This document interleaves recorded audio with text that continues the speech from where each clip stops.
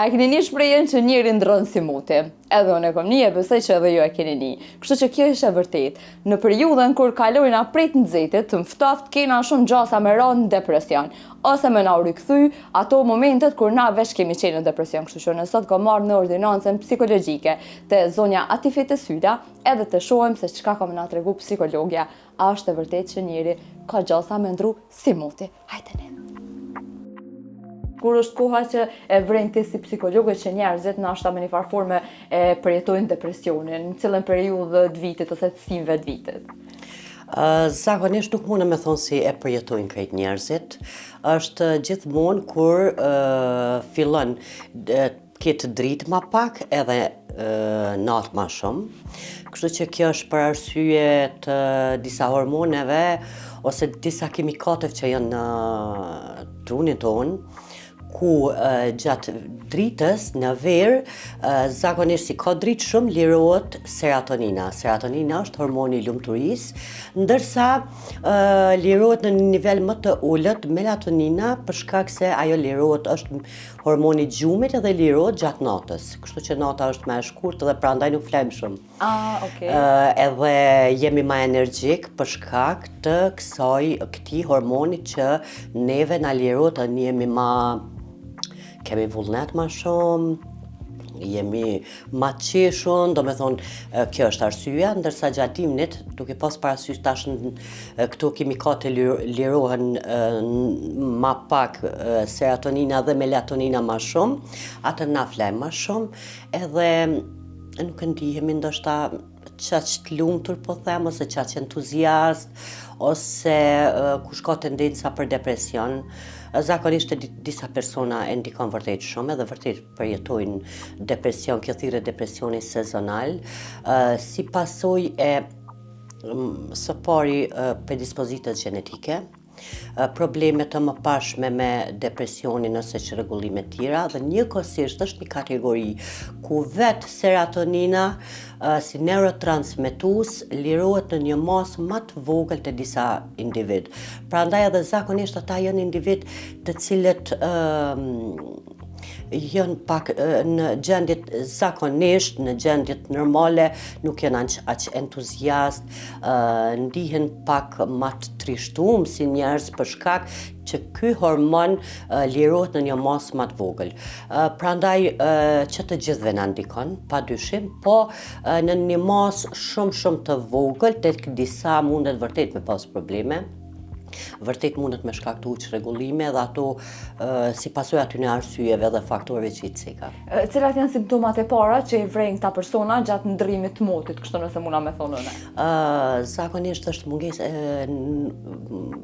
disponimi bie, nevojë ai entuziazmi për me u marrë me gjanat e zakonshme, me aktivitete, molisje, një lloj dëshpërimi ta themi, varet edhe prej individit, por në përgjithësi ndihem ma trishtum, edhe ma nostalgjik, po zakonisht kjo nostalgjia në fillim pas verës, në ka fundi ndoshta i vjeshtës ose ka mesi i vjeshtës fillon, edhe për shkak të përvojës së verës, edhe tani kthehem në rutinë, edhe prandaj ndodh kjo nostalgjia, por në përgjithësi jemi më të molisur, kemi një disponim pak më të bjen niveli i disponimit, edhe nuk jemi shumë aktiv, nuk kemi shumë ambicie për jemi më pak kreativ, për shkak të mungesës së energjisë, bie energjia. Për shembull, a ki raste të tilla, nashta në qëtë periudhë që veç të shfaqen ashtu edhe thojnë pe kam qëtë problem, ose në i rast shembull, në krejt çdo vjet që të ka rënë më mirë, edhe që ti nashta e kujton edhe mandej ke thonë, po ç'është është. Po, ka raste përveç në bazë të përvojës praktike, edhe shoqënia ose njerëzit si njoh, që të gjithë pothuajse një shumicë e madhe e ndihen tash jo në disponimin e zakonshëm. Prandaj ajo çfarë që muna me vequ, ka qenë rast I cili ka pas probleme me depresionin sezonal dhe në fakt vetëm depresionin sezonal. Sa po ka fillu me ndryshu stina dhe me pas pranvera, asnjë simptom, përkundrazi ka qenë shumë aktive, me një disponim, me një entuziazëm, që do të thotë e ka lujt jashtëzakonisht shumë ka lujt rol, e kjo për shkak se te dikush u mendoj të paktën si tek ajo kliente ka rënë në një mas të madhe ky niveli I serotoninës, ndërsa drita ka bo që mu rrit prap në një mas kogja më të madhe dhe prandaj ka pas një ndryshim si të themi, si nata me ditën, me humorin edhe me mënyrën se si ka funksionu. Do me thonë gjatë gjithë dimit ka qenë me një nivellet më të ulta të disponimit, me një çrregullim emocional ku shpesh nuk ka qenë, s'ka pas stabilitet emocional, probleme me sociale, gjithçka tjetër si pasojë e gjithë kësaj serotoninës që po them se nuk ka qenë, ka pas probleme edhe në raportet sociale për shkak të rënies së disponimit të saj, ndërsa verës ka qenë pothuajse një individ komplet tjetër. Ti e përmend probleme sociale, për shembull, çka mundet me ndryshu në raport me shoqërinë, në raport me ndoshta edhe me partnerin, çka e vrejnë këta persona që bujnë ndryshe në çatë periudhë? Nuk padyshim janë më të mbyllt. Ndoshta kanë ramjet disponimit, janë më nervoz. Kështu që një pjesë e tyre munden me reagu edhe me impulsivitet. Do me thonë varet edhe për personalitetit, por në përgjithësi ndryshon natyra e tyre dhe nuk janë atë entuziazmin ose raportet të cilat I kanë zakonisht. Prandaj bie ajo dëshira për me pas këto raportet sociale ose me kriju raportet sociale përkundrazi, nganjëherë I irriton rrjethi social, edhe këto munden me pas kjo I atakon edhe me probleme pastaj në aspektin social. A përbjen kjo që me një farë forme që kanë thonë edhe plesht po ndron njeri si moti? Po e vërtet. Kështu që po qëndrojta. Kjo na ndikon edhe kjo e shpjegova arsyet pse, do me thonë, nuk jemi shumë fajtor sepse kimia jon është e kësaj soji, prandaj është normale derisa nuk kemi vërtet çrregullime të vazhdueshme, por nuk mundet mu cilësu, mundemi, është normale nëse pak kemi ramje të disponimit, ndoshta një pasivitet, por nuk është normale nëse kjo vazhdon edhe patjetër atëherë duhet të konsultohemi. Në hulumtim që e pashke që shqiptarët janë të prirur me rënë depresion. Pse? Them drejtën, nuk e di çfarë hulumtimi është, për mua nuk është qaq valid. Nuk e di për cilin kohë është kur është nxjerrja e hulumtim. Nuk pat shumë kohë tash. Por tash ti shpjegoj arsyet pse unë mendoj si jo, edhe pse vendet sidomos zhvillume kanë predispozit më shumë për probleme të shëndetit mendor, sidomos vendet nordike, për shkak të kësaj mungesës së dritës. Së pari, patjetër që na kemi faktor pa numërt për me pas probleme të shëndetit mendor. Duke u nis që nga jemi shoqëni e dalën nga lufta, pastaj ky tranzicioni që s'po mbaron asnjëherë, konfliktet e gjeneratave dhe mentalitetet, gjithashtu pandemia që e ka ndiku shumë, e tek neve ka ndiku shumë se ka asociu me përvojën traumatike të luftës. Por ajo që ka unë mendoj si tek neve nuk ka qenë ka, si të them, ka qenë një lloj sigurie ose një avantazh për mos me u ataku shumë për problemeve të shëndetit mendor, socializimi. Neve jemi shoqëni shumë e lidhur mes vete, jemi një shoqëni që kemi funksionu deri vonë me familjet e mëdha. Problemet tona nuk kanë qenë veç individuale, po edhe familjare. Prandaj mendoj se duke pas parasysh si neve gjatë gjithë kohës kemi pas mundësinë mu mbështet tek njëri tjetri, kjo ka kriju një siguri që me qenë me pas një farloj imuniteti ndaj problemeve të shëndetit mendor. Izolimi social, sot në ditët e sotit, sidomos tek të rinjët në vendet e zhvillume, është një ndër arsyet pse po shfaqen probleme shumë të mëdha të shëndetit mendor. Ajo çfarë mu më shqetëson tani tek rinia, do me thonë duke pas parasysh gjithë këta faktor, edhe unë mendoj si nuk jemi shoqënia që jemi më të cenushëm, për shkak të këtyre lidhjeve emocionale që kemi njëri me tjetrin dhe kujdesim për njëri tjetrin, nuk jemi shumë individualista, po përkundrazi neve kemi qenë edhe, mendoj akoma vazhdojmë si shoqëni ma kolektiviste. Mendoj se tek të rit mundet me pas probleme ma të mëdha. Mendoj për shkak të tash të këtij ndikimit të kulturave të reja, këto rrjetet sociale, nevoja për të qenë sa ma perfekt, materializmi i teprum, pastaj edhe izolimi.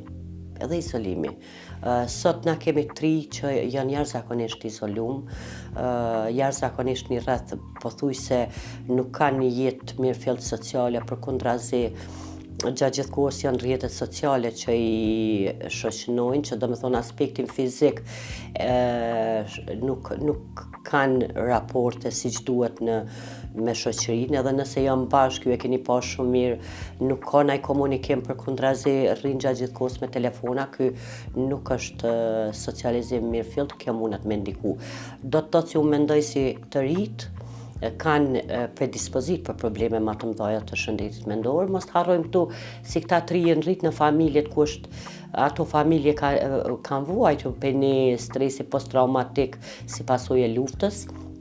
Por këto gjeneratat e vjetra ose të paktën gjeneratat e mesme, unë mendoj si e gjithë kjo lidhja familjare, lidhja shoqënore, bisedat me njëri tjetrin, mbështetja, siguria, si problemi jot nuk ka i veç yti, po është edhe i familjes së tjerëve, kjo e ka rujt shumë shëndetin tonë mendor.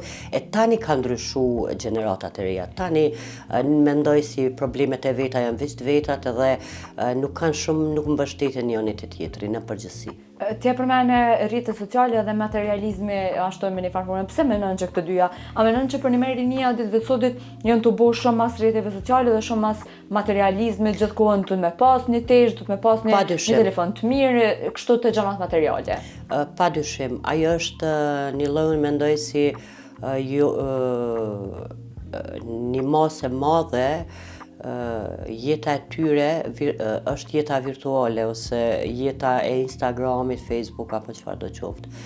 E gjë që ajo nuk është reale për shkak se neve jemi qenie emocionale dhe neve është krejt normale nëse jemi të trishtuar nganjëherë edhe nëse qajmë. Kështu që unë nuk ma mërmenja se keni pa ndaj foto duke qajt dikush ose i trishtuar në Instagram apo Facebook. Edhe prandaj po them ajo nuk paraqet natyrën tonë të vërtet, përkundrazi zakonisht ajo është jeta që duan ta bëjnë njerëzit dhe sa ma perfekt janë ato fotot, aq ma shumë e vuajnë ose kanë zbrastin jetën reale. Prandaj mendoj si ky është problemi i trive, po ndikohen shumë, nuk janë të vetëdijshëm si vërtet edhe ata njerëz si dalin shumë të buzëqeshun, edhe si neve i perceptojmë si nuk ju mungon asgjë, neve nuk e dim çka ju mungon, neve nuk e dim sa zbrastjen brenda vetës, sa ndihen komod me veten, prandaj mendoj si duhet të kthehemi pak në aspektin human edhe të jetojmë këtë jetën reale me ato mangësit, pa perfekcion, sepse neve nuk jemi qenie perfekcioniste, prandaj kemi secili defektet tona, të cilat neve duhet me i pranu, sepse është qenia jo njerëzore, edhe nuk duhet me pretendu në të jemi perfekt ose të kemi gjithçka. Mendoj si materializmi është e tepruar edhe kur neve gjatë gjithë kohës, sidomos trit, e fokusojnë vëmendjen te materializmi, duke lënë anash aspektin emocional, aspektin shoqëror, aspektin njerëzor, atëherë emocionet e tyne nuk janë ka funksionojnë si duhet, sepse neve jemi qenje materiale, po njëtën ku jemi qenje shpirtnore, prandaj duhet me funksionu në një nivel të barabartës, me pas një balans mes këtyre dy ndomjeve ose mes kësaj natyrës që neve e kemi si materiale si shpirtnore. Nëse njëna për tyne është deficit, atër neve diçka nuk shkon, kështu që prandaj duhet të kemi një farë lloj balansi, patjetër që secilit neve e dim duam edhe kemi ambicie për një jetë më të mirë, patjetër aspekti financiar, aspekti ekonomik lun rol shumë të madh edhe na lehtëson ose na mundson që neve ndoshta me pas një jetë më të lehtë, pasnjëherë nuk është prioritet. Asnjëherë nuk është prioritet. Prandaj mos mendojnë trit se ata që vërtet kanë një status shumë të lartë financiar munden patjetër me qenë të lumtur përkundrazi. Kështu që le ta bëjnë një farë balanci edhe jo me pa gjithçka si reale Facebookun edhe Instagramin. Mendoj si është shumë e rëndësishme të mirë me aktivitete gjatë kësaj kohe. Sidomos aktiviteti fizik, pasi ai ndikon shumë edhe shëndetin mendor. Të dalim natyrë, edhe pse gjatë ditës ndoshta është ftoft, prap ka dritë edhe kjo na ndihmon shumë. Njëjtën kohë, nëse vërtet kemi probleme të vazhdueshme edhe e shohim si ky mungesa e disponimit simptomet pe atakojnë direkt jetën tonë edhe produktivitetin tonë, patjetër duhet me kërku ndihmë tek psikologu ose profesionist të shëndetit mendor. Unë po du me pyet edhe për një çështje tjetër e cila për me është tepër virale për momentin në rrjetet sociale. Një rast në Peqë ka ndodhur me një qerdhe që pothuaj që një edukatore e ka dhënu një fëmijë. Çish mundet me ndiku që kjo? Se për shembull nëse dikush e po na dëgjon neve mundet me thonë që ky sen ka ndodhur të na herët edhe në shkolla edhe neve na kanë rrekur na kohën të vegjël, po çish mundet me ndiku që kjo? Paraprakisht nuk kisha dash me komentu rastin në fjalë, për shkak se ende nuk kam informacione dhe nuk e njoh, por në përgjithësi çka do ndikoj te një fëmijë një abuzim i tillë nga një mësuese ose edukatore. Patjetër që ai mundet me pas probleme në të ardhmen, duke pas parasysh si është një ndër problemet çrregullimet e ankthit, mungesa e sigurisë. Ai nuk do ndihet i sigurt në ambiente të tjera përveç në shtëpinë e tij. Pastaj mundet me kriju probleme në funksionimin normal me moshatarët, do me thonë jashtëzakonisht shumë, sidomos deri në moshën 7 vjet, përvojat të fëmijës kanë një ndikim shumë të madh në formimin nesër të atij individi. Po për shembull kjo periudha që njerëzit gjithmonë thonë hajtë se dhe neve na kanë bërë çto, hajtë se dhe neve na kanë bërtit, ja kena ditë tutën, me na dhoni shuplakun, nuk është punë e madhe, a mendon që edhe që kjo ka mujt me ndiku te këto gjeneratat te unë, te dikush një moshatar më i madh se unë? Padyshim që ka ndiku. Ju e dini shumë mirë se neve si shoqëni në shumicën e rasteve nuk kemi një stabilitet emocional. Kështu që kjo mundet me qenë një ndër arsyet, jemi impulsiv. Pastaj me gjenerata ju e dini shumë mirë si neve në përgjithësi në një farë forme nuk kemi qenë shumë shoqni, themi edhe në familje shumë paqësore përkundrazi. Kështu që këto krejt e kanë ndiku, padyshim e kanë ndiku. Edhe çto do na bëj edhe një pyetje për me qit atje, mos e nalt, atje nalt, sa kanë guxim shqiptarët me shku te psikologu? Sa i besojnë ashtu?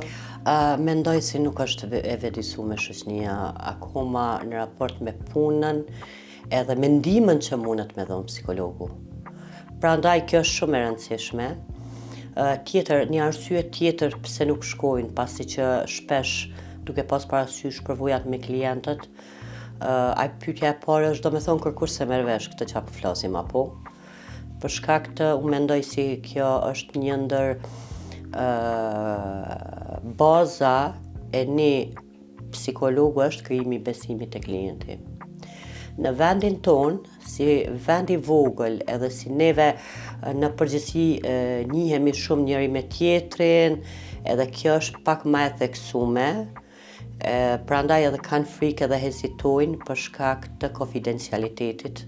Mendoj si kjo i çdo psikolog të jenë shumë të vëmendshëm, të krijojnë siguri edhe të krijojnë besim tek klienti për shkak se një ndër ato parimet kryesore të një psikologu është konfidencialiteti. Konfidencialiteti do të thotë që ti asnjëherë identitetin nuk guxon me shpërfaq, ose çfarë do ngjarje që mundet me qenë një dëshmi që një person ose një individ i caktuar ka qenë tek ti, si rast pa detaje edhe pa iniciale, edhe duke mos e tregu moshën e saktë, po gjithmonë një moshë tjetër, mundesh me shpjegu për shembull në intervista ose çfarë do qoftë për vëdësimin e shoqënisë, pa dyshim, vetëm si fenomen për shkak të vëdësimit shoqënisë, po gjithmonë duke pas parasysh si në asnjë mënyrë ai individ nuk mundet mu identifiku. Prandaj këtu neve shpesh edhe psikologët e ngatrojnë etikën e konfidencialitetit. Etika e konfidencialitetit nuk do të thotë nëse ti e përmend një ngjarje të caktuar me një klienti, përderisa nuk ka mundësi në asnjë mënyrë me u identifiku personaliteti ose mu identifiku individi cili ose klienti. Prandaj rujtja e konfidencialitetit është kur ti në asnjë rrethon dhe në asnjë formë nuk i jap me dije si bëhet fjalë për një person të caktuar. A fenomenin, sidomos neve psikolog, duke marrë parasysh si kemi të bëjmë me ngjarje të ndryshme edhe të cilat nuk fliten shumë në publik, është shumë e rëndësishme me i diskutu, vetëm si ngjarje dhe si përvoja, për shkak të vëdësimit të shoqënisë. Ta zëm dhuna në familje, abuzimi seksual ose pedofilia në familje, këto gjëna cilat nuk diskutohen edhe janë tabu, neve patjetër duhet me i diskutu për shkak të kujdesit të prindërve ndaj fëmijëve. Pastaj edhe shumë faktor tjerë ose shumë tema cilat janë tabu e që ndodhin te neve sistematikisht, por mendoj si duhet të sqarohet mirë çka është konfidencialiteti edhe çka si ruhet identiteti i klientit. Prandaj, çfarë do rasti mundesh me cek, se është shumë e rëndësishme, vetëm nuk guxo me cek vendin, nuk guxo me cek moshën e saktë, inicialet, gjëna që cilat dikush ose ka mundësi ta identifikoj atë person. Por patjetër si fenomen është e drejtë. Mendoj edhe në bashkëpunim edhe me të gjithmonë shumë etike edhe shumë njerëzore, gjë që unë e bëj gjithmonë. Shpesh personalisht jam ataku me komente negative në raport me etikën, cilën asnjëherë nuk e shkel, nuk e kam shkel. Mendoj si jam shumë e përgatitur në këtë aspekt për shkak të besimit që klientat kanë tek unë edhe unë tek ta, edhe kështu që kjo është edhe shumë natyra, ka të bëjë edhe me natyrën time, por shpesh është keq kuptu kur ti ke fol për një fenomen ose ke si për shkak të vëdësimit të shoqënisë, si për shembull ta zëm dhunimin nga familjarët, gjë që neve janë tabu këto tema duhet mu diskutu sepse ka ndodhur dhe ndodhin.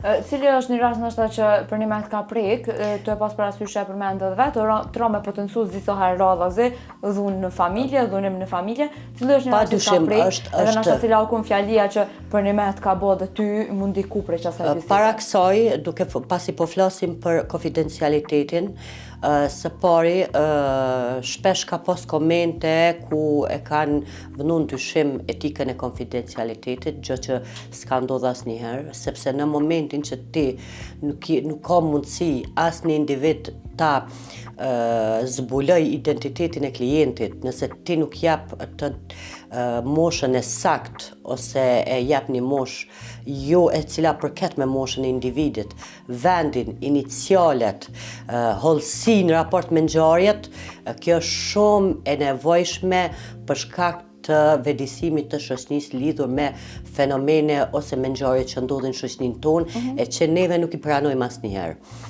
Prandaj, së pari, ruajtja e identitetit ka të bëjë me vetë individin, ka të bëjë me psikologun shumë më e cenuar të na është identiteti i klientit në raport me familjarët e psikologut, gjë që është një gabim shumë i madh. Ta zëm psikologu flet për rastet e tij me familjen, kjo është e gabueshme shumë. Prandaj mundesh me diskutu si rast, pa jap asnjë informacion raport me individin, asnjë informacion raport me detajet e ngjarjes. Në momentin që ti nuk ke cenu edhe është e pamundur mu zbulu identiteti, kjo është etika. Po në momentit që vetëm një individi ose vetëm një familjari, si ti ki të besueshëm si psikolog, ja tregon identitetin e klientit, kjo është mungesë etike edhe këtu konfidencialiteti bie poshtë. Prandaj mendoj si duhet edhe shoqënia edhe gjithë të tjerë të kenë parasysh çka është rujtja e konfidencialitetit, sepse mendoj akoma nuk janë mirë të informuar çka është më rujt konfidencialiteti. Nëse ti tregon për një dhunimin e një djali nga axha i vet, edhe ti nuk jap asnjë informacion tjetër, kjo nuk është nuk ka të bëj me shkeljen e etikës ose konfidencialitetit. Por nëse ti vetëm një individit ose një familjarit ose dikujt afërt ja tregon vetëm identitetin si ka qenë konsult një klient, kjo është bie ndesh me konfidencialitetin. Prandaj mendoj si akoma kemi probleme në raport me etikën dhe nuk po di me definu çka është etike dhe çka s'është etike. Për shkak se neve si psikologë, si profesionist, përveç detyrës që kemi në raport me klientat ose neve kemi detyrë dhe vedisimin e shoqënisë, edhe vedisimin e trive rreth fenomeneve që ndodhin. Prandaj neve patjetër e kemi shumë të nevojshme me diskutu ato ngjarje ose ato fenomene që kanë ndodhin në shoqëninë tonë, po gjithmonë duke e pas parasysh me rujt identitetin e klientit.